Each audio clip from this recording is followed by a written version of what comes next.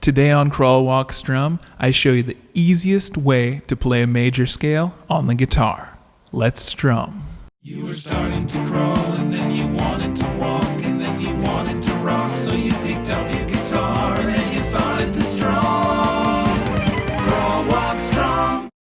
Hey friendly strummers, I'm MAXXFIELD. If this is your first time here, don't forget to stage dive the subscribe so you don't miss a thing. Crawl, Walk, Strum is a guitar learning method that I've designed over the past 20 years with hundreds of my students to take you from the first strum to the big show. Today we're talking about scales. More importantly, the major scale, the most important scale of them all. So what are scales? Scales are building blocks for creating chords and melodies. Think about the alphabet. You get 26 letters. When you combine these letters, you get words and sentences and paragraphs and eventually novels. There are many different kinds of scales for music, but the most important one of all, I would say in Western music where I'm from, is the major scale. The major scale is like the alphabet of Western music. It only contains 7 notes, but these notes work together in such a way that you can combine them almost infinitely and never run out of possibilities. We're going to talk even more about the specific theory behind the major scale and why it works in a future episode, but for now, let's just get started actually playing it. As we were talking about with chords, there's many different versions of the same scale on the guitar because of the way the guitar is laid out. The easiest way to play G major, though, in my opinion, is how I'm going to show you now.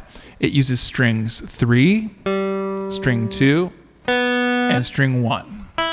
Now I've put our G major scale on the screen. You'll notice this particular exercise has 8 measures. You'll see that the first bar has an open string. It says 0, and that's on the 3rd line, so we know that that's the 3rd string, and the 0 means open.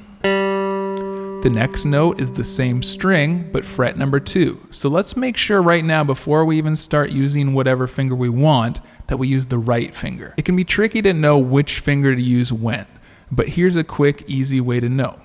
If we scan over this whole exercise, you can see the only numbers available in this exercise are 0s, 1s, 2s, and 3s. We don't have any higher number than 3. So since we only need 0, 1, 2, and 3, and the 0 doesn't require holding anything, that means we only need to use 3 fingers for this exercise. So I would say if we need fret 1, use finger 1. If we need fret 2, use finger 2. And if we need fret 3, use finger 3. Looking back at the music, measure 2 has a 0 on string 2, and then it has a 1 also on string 2. The next measure has a 3rd fret still on string number 2. Then it has an open string on string 1. And then it has fret 2 on string 1. And then it has fret 3 on string 1. That's actually the whole scale.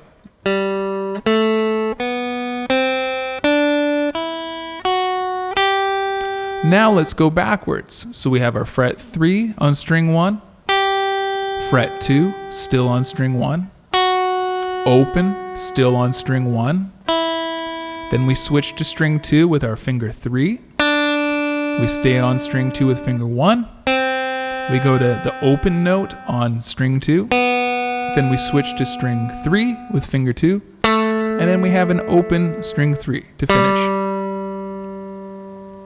So the whole scale going up, which we call ascending,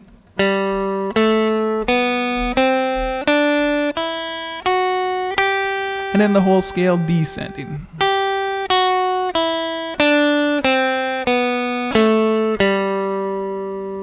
Now let's try it. 3, 4.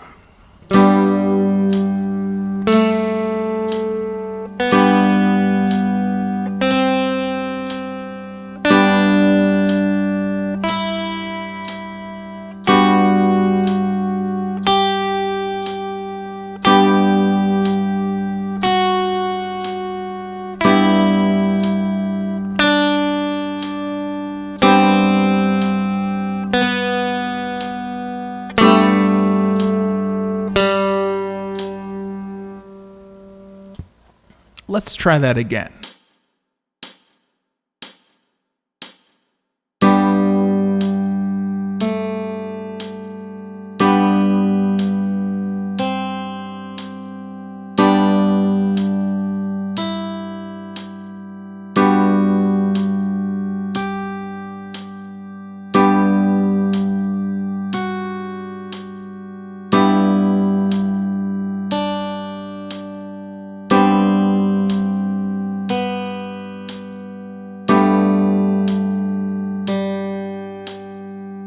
So that's the G major scale in open position using 3 strings. A few things I would point out about this is to make sure to keep your hand close to the fretboard to begin with. We don't want to be coming from outer space to play each note.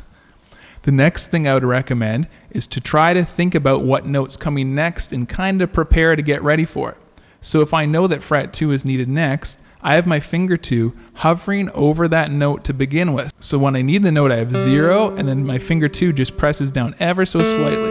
The next note's an open note also, so I just lift up a bit. My finger 1's getting ready. We're always thinking about the next note, but we're still not rushing to the next note. You have to make sure that you put the right amount of time into each note as they're happening. If you got value from this lesson, don't forget to stage dive the subscribe and pick slide the like. If you have any questions or comments or ideas for future episodes, leave them below. And until next time, Crawl, walk, strong.